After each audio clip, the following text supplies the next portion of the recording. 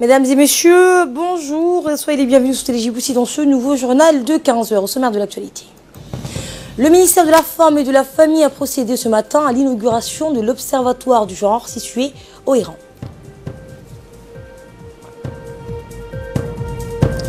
Et le gouvernement et les rebelles du Soudan du Sud ont accepté hier en Ouganda un accord de partage de pouvoir qui doit voir le chef rebelle Riek Machar retrouver son poste de vice-président.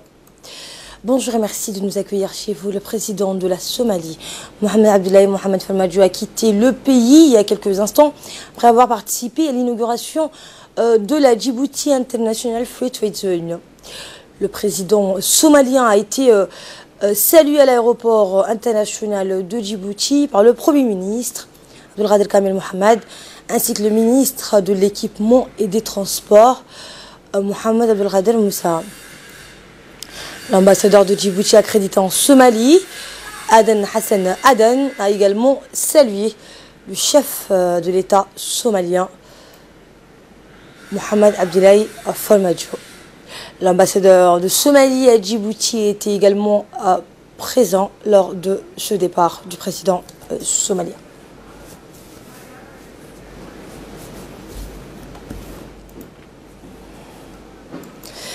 Je vous le disais en titre, le ministère de la Femme et de la Famille a procédé ce matin à l'inauguration de l'Observatoire du genre situé au Iran.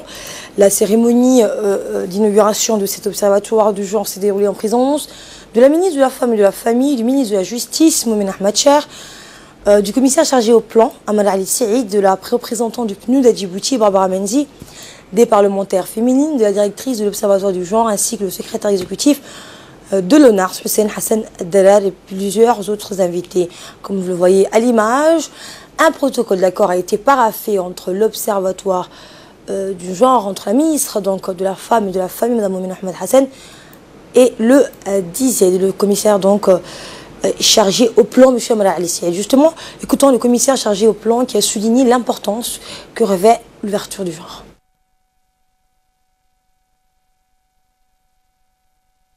À mon tour de féliciter donc la ministre et son équipe pour cette initiative de création de cet observatoire qui sera ô combien utile pour le suivi et évaluation des politiques du genre. Et la DIZED est naturellement donc disposée à appuyer avec son expertise ces jeunes observatoires qui sera très utile pour le suivi et l'évaluation, les efforts accomplis dans le secteur du genre, toutes les études réalisées. Et dans le futur, Inch'Allah, donc l'Observatoire lui-même réalisera des enquêtes et des études avec l'appui de la DIZED.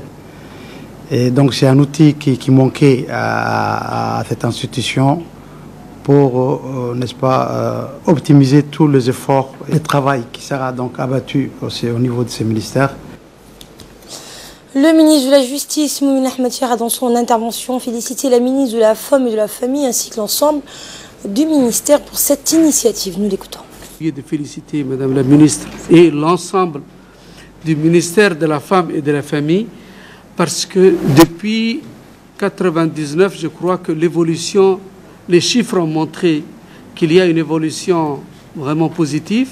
Le ministère de la Justice et là où il y a le plus de cadres au féminin et elles n'ont rien à envier aux hommes. Je crois qu'elles sont même plus travailleuses, plus dynamiques que leurs collègues masculins. Et la deuxième chose que je voulais vous annoncer, c'est qu'en mois de septembre, parce qu'il y a un sérieux problème dans ce pays qui déchire les familles, à la rentrée en septembre, on compte faire un atelier sur le divorce et étudier un peu la problématique du divorce. De son côté, la ministre de la Femme et de la Famille, Mme Moumen Ahmad Hassan, a expliqué les objectifs de l'Observatoire du genre qui permettent, a-t-elle dit, d'assurer le suivi et évaluer d'une manière permanente le respect des indicateurs genre dans la vision du développement durable. Je propose de l'écouter. En effet, la création de cette structure, c'est une volonté du chef de l'État. Dès son investiture à la magistrature suprême, il a mis dans l'agenda politique, au cœur de l'agenda politique, la thématique, je ne veux pas parler de problématique, mais je veux parler plutôt de thématique genre, en créant une direction, un ministère délégué, un ministère plein, et en validant et adoptant plusieurs lois et plusieurs politiques et stratégies pour promouvoir le genre. Effectivement, comme la coordinatrice du système des Nations Unies l'a dit, le genre, ce n'est pas simplement femme, c'est femmes et hommes. Cette structure va venir compléter l'espace manquant dans notre administration et dans notre système administratif. Nous avons la disette, nous avons un ministère, nous avons des directions, mais il nous manquait un organe de contrôle, de veille et d'analyse et de recommandation par rapport à tout ce qui se fait en matière de genre en République de Djibouti. Donc cet organe a été créé par une loi qui a été la loi organisant le ministère qui a été modifiée en 2017. C'est une volonté du chef de l'État. La directrice du genre l'a dit, le commissaire au plan l'a dit, ça s'inscrit dans une continuité de tout ce que le gouvernement de Djibouti a fait jusqu'à présent. Pour pouvoir réussir dans l'objectif et les missions de cette structure qui est l'Observatoire du genre, nous aurons besoin de toutes les institutions gouvernementales et non gouvernementales. Également dans l'actualité, une importante réunion s'est tenue aujourd'hui au ministère de la décentralisation en présence du ministre de la décentralisation, Aramis Mohamed Aramis, de la maire de Djibouti-Ville et les présidents des communes de Djibouti entourés de leur bureau exécutif. La réunion organisée à l'initiative du ministre avait pour but de se concerter sur les meilleurs moyens d'assurer la propriété de la capitale. Le ministre a attiré l'attention des élus locaux sur la nécessité d'une meilleure coordination entre les communes et les grands quartiers de la capitale pour venir à bout des déchets ménagers et des déchets flottants qui défigurent et polluent notre capitale. Pour le ministre Hamed Aramis, la propriété de Djibouti-Ville ne peut être effective que si les élus locaux s'investissent aux côtés des professionnels de la voirie.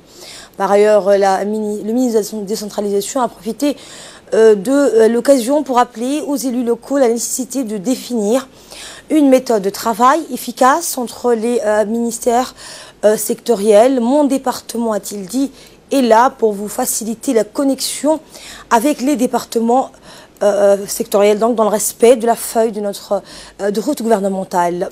Et en fin de séance, le ministre a exhorté le conseil de Djibouti-Ville à établir un planning donc de travail avec un calendrier, un suivi pour que la propriété de notre capitale soit une préoccupation quotidienne.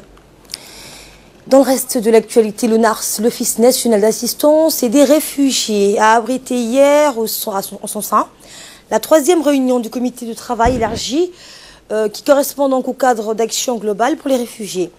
Eh bien, le CRFF constitue une nouvelle approche pour la recherche globale de solutions aux problèmes des réfugiés et des migrants dans le monde. Cette réunion a été présidée par le secrétaire général du ministère de l'Intérieur, Siraj Amal Abdelradel, avec la présence du secrétaire exécutif de l'ONARS, Hussein Hassan Dalal, des représentants des différents ministères concernés par ce mécanisme de facilitation, ainsi que les représentants des donateurs et les ONG internationaux.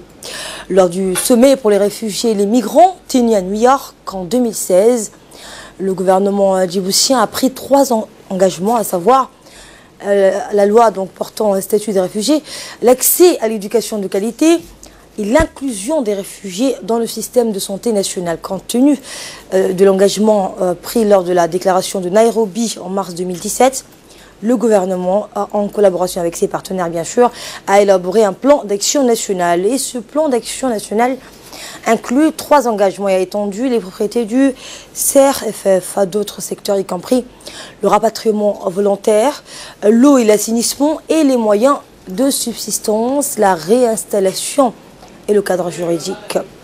La réunion donc s'est clôturée par la présentation d'une vidéoprojection d'un projet de déchets solides pour la fabrication de briques et construction des abris durables présenté par le NRC en collaboration avec l'ONG UNOPS.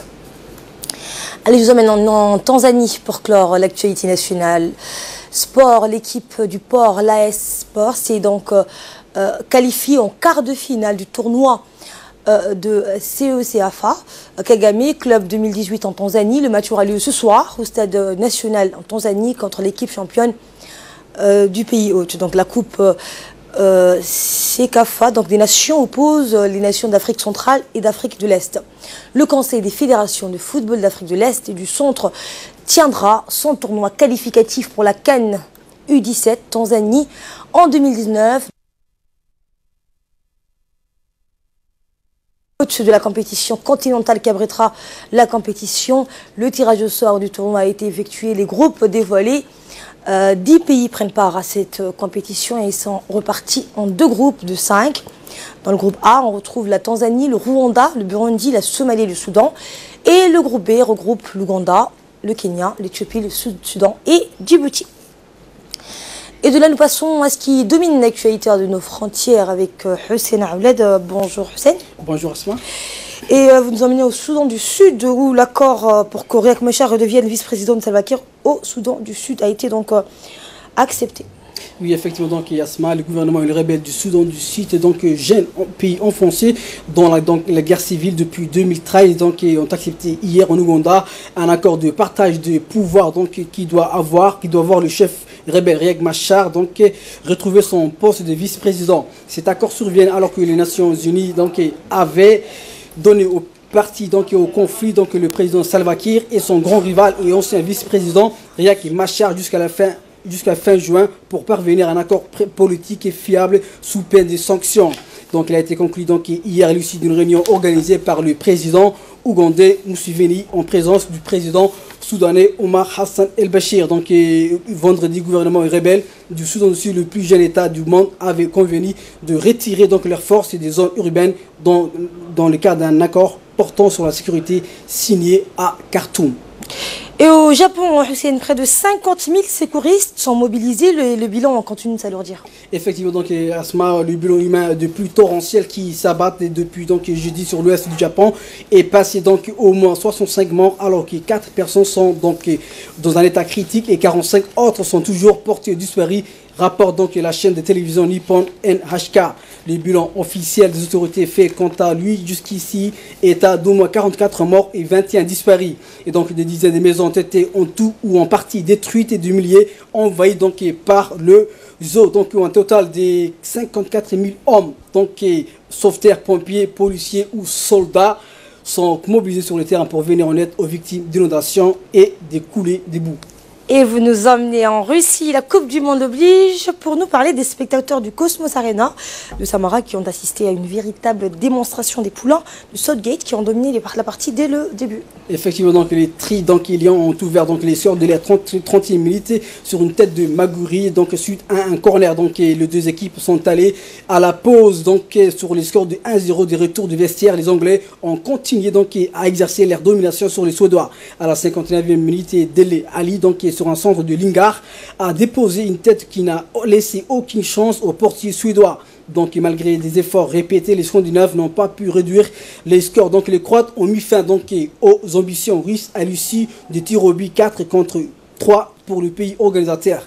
Donc les deux équipes se sont quittées dos à dos, 2 buts partout à l'issue du temps réglementaire. Et après donc les prolongations apparemment disputées, c'est au tir au but de 4-3 que la Croatie a validé donc son ticket pour le demi-finale. Leur adversaire donc sera l'Angleterre qui a déposé peu avant de la Suède 2-0. Et donc l'autre demi-finale Asma opposera donc mardi la France à la Belgique. La finale, elle, sera donc jouée le dimanche 15 juillet à Moscou. Merci Hussein Ahmed pour ces précisions. C'est la fin de ce journal. Merci à vous de l'avoir suivi. Très bonne suite de programme sur CNews.